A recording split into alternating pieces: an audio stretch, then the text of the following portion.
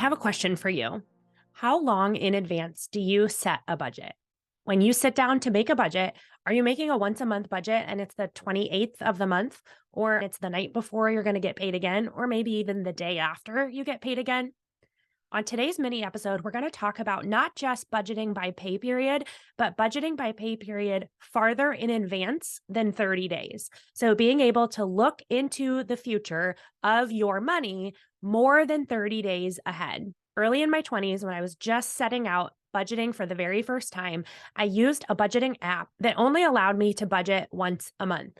And not only was I only able to budget from the first of the month to the last day of the month, regardless of when my paychecks came, I also could only look at the current month. I couldn't plan the next month until that month actually started. I remember always feeling frustrated by the difference between the end of the month and the beginning of the month in how I felt about the budget. When day one of the month came, I was able to look at the current budget and feel a sense of security and a plan that I knew what I was doing for the current month. But as the month went on and I started to naturally think about the next month, I couldn't yet look at the next month until it actually started. So I always felt behind because I wasn't able to plan until things were already in motion. Then I switched to budgeting on a spreadsheet, but I was still budgeting once a month, even though I was getting paid every other Friday.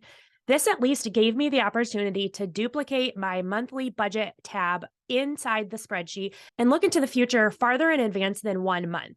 This helped me to make plans for future expenses or see problems in my budget before they actually happened.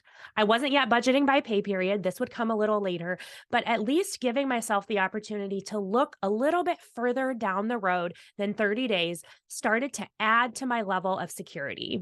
When we budget in short periods of time, like 1 month, and don't look ahead to the next month until it's close to starting, we limit ourselves in two ways. Number one, we don't give ourselves enough time to anticipate any problems and make solutions.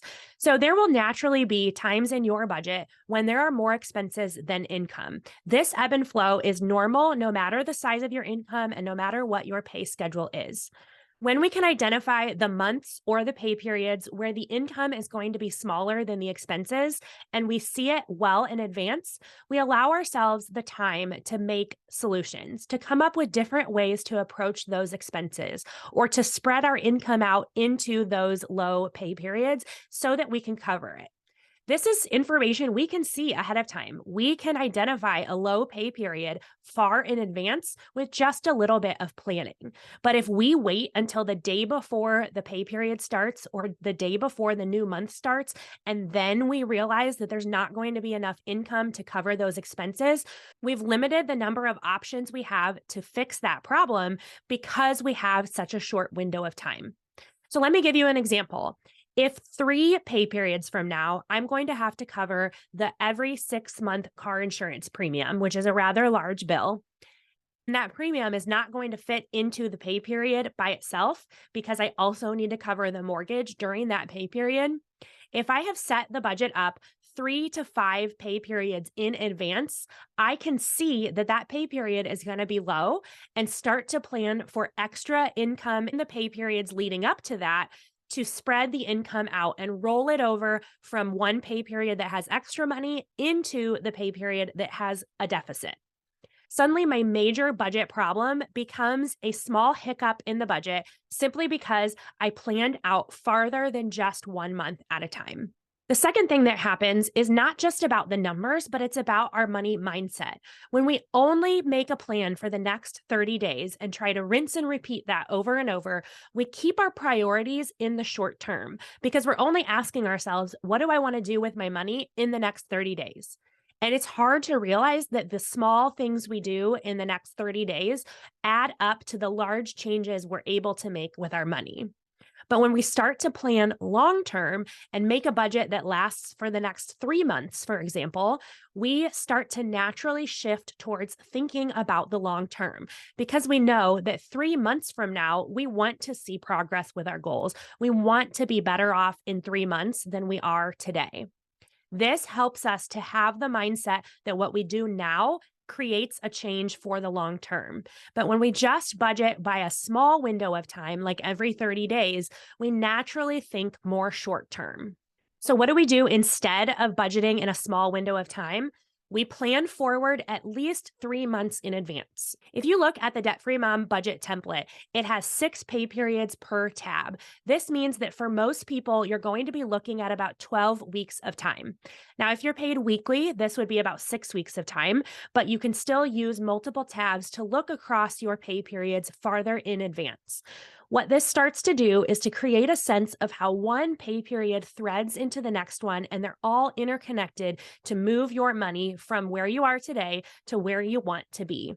As we start to look more long term, we then give ourselves the chance to number one, identify any pay periods that will have a problem with a deficit or an expense that's very large so that we can make a plan for covering that large expense well in advance. And number two, it gives us the chance to think long term. By looking at a budget that spans 3 months, we naturally start to think about our long term goals, not just our short term needs. As I was preparing to talk about this with you, a quote came to mind from the author Annie Dillard. She says, "How we spend our days is, in fact, how we spend our lives." And I think this applies to our money too. It is really hard in the mundane or in the busy to remember the connection between our grocery spending and our retirement, or to remember the connection between our target total and our vacation in 2 years.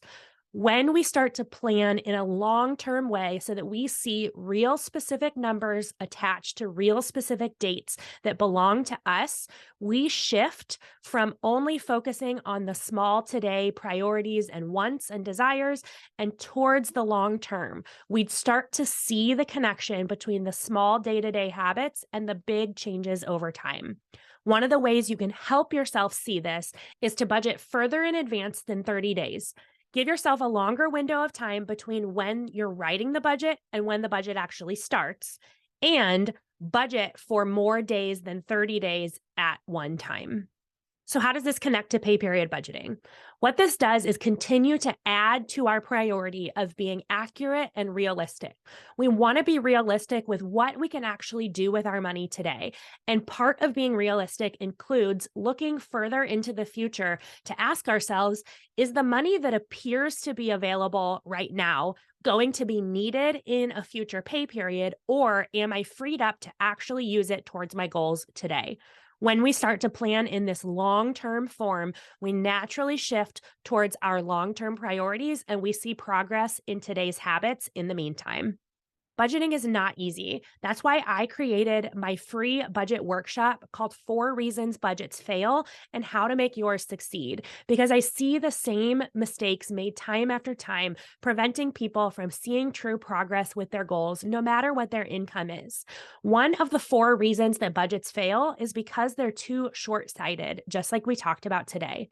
If you're curious if the other 3 mistakes might also be happening in your budget, go to debtfreemom.co/workshop and watch the free workshop today to see the 4 reasons budgets fail and the 4-step process to do instead to make yours succeed.